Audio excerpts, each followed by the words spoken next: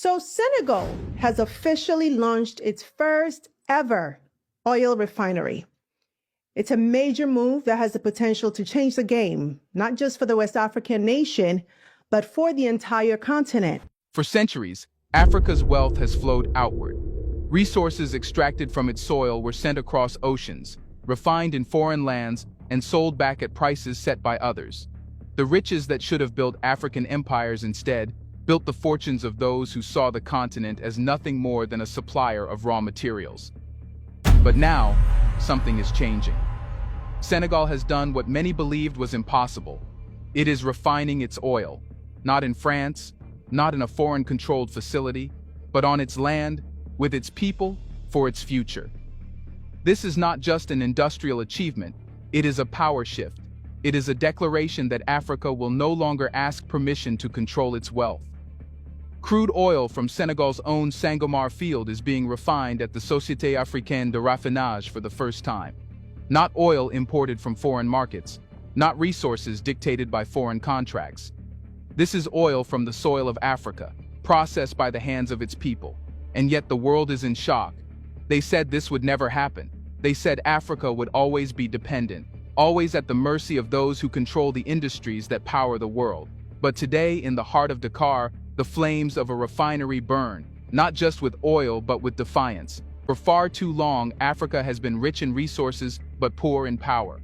The wealth of the continent has been its greatest curse, plundered century after century, leaving behind a trail of underdevelopment, exploitation, and economic control by foreign powers. Every African nation has felt this burden in some form, and Senegal is no exception.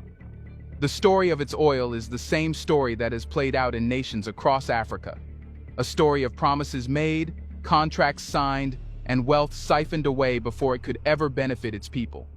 When oil was first discovered off Senegal's coast, it should have been a turning point, a moment where the country could use its natural wealth to build industries, strengthen its economy, and lift its people out of dependence. Instead, it became yet another resource controlled by outside interests.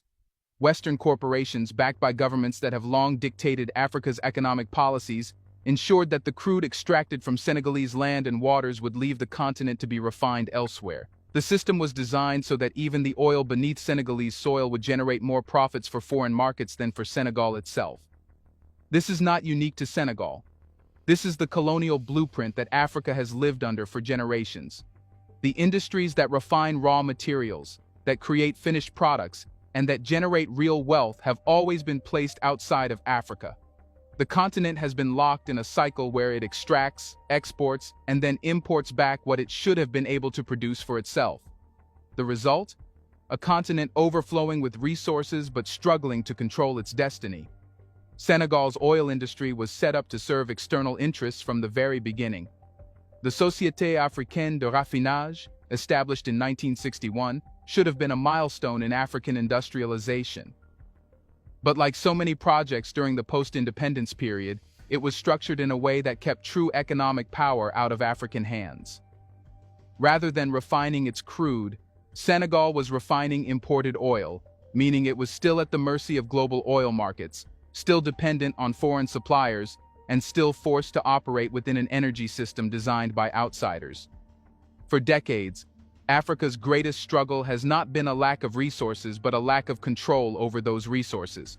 From oil in Nigeria and Angola to gold in Ghana and South Africa, from uranium in Niger to copper in Zambia, the continent has been systematically stripped of its ability to benefit from its wealth. The infrastructure needed to refine, manufacture, and process raw materials was deliberately kept outside of Africa, ensuring that economic power remained elsewhere. This is why Senegal's decision to refine its oil is not just a business decision. It is an act of defiance against a system that was built to keep Africa on the margins of global wealth. The historical reality is clear. No nation has ever become powerful by exporting its raw materials and letting others profit from refining them. The West did not rise to economic dominance by selling unprocessed resources. China did not become an industrial powerhouse by shipping its raw goods abroad and waiting for finished products to return. Every major economic power has one thing in common: it controls the industries that turn resources into wealth. Yet, Africa has been told for generations that its role is different. It should focus on extraction while others handle the complex industries. That it should be satisfied with exporting its gold, diamonds, oil, and minerals while other nations refine, manufacture, and profit. This lie has been the foundation of global economic structures, keeping Africa locked in a state of dependency. Senegal is breaking this cycle. It is taking a step that many African countries have been denied for decades. By refining its crude, it is rejecting the old model that dictated Africa's place in the world economy. It is proving that African nations do not have to accept a future where their wealth is forever controlled by others. This is why the world is watching. This is why headlines are being written. When a country takes control of its resources, it challenges the entire economic order that has kept Africa in a position of weakness.